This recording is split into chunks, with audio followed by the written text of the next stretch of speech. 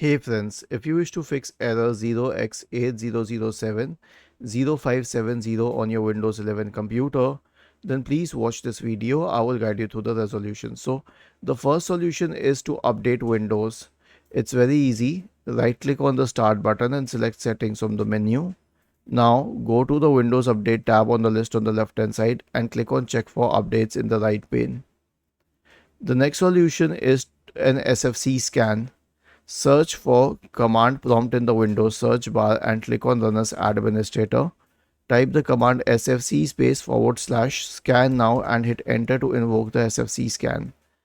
The third solution is a check disk scan. Search for command prompt in the Windows search bar and click on Run as Administrator.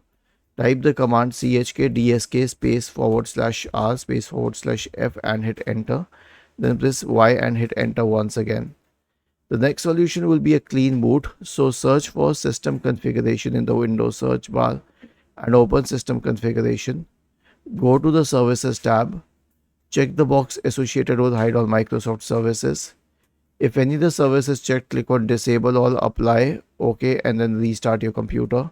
And lastly, MRT scan. So search for MRT in the Windows search bar and open the malware removal tool. Okay, and once this is open, click on next, select full scan, click on next, and then let it run through. Was this helpful? If yes, then please subscribe to the channel. If not, then let us know in the comment section of the video on how we could help you further. Thank you for watching this video and have a nice day.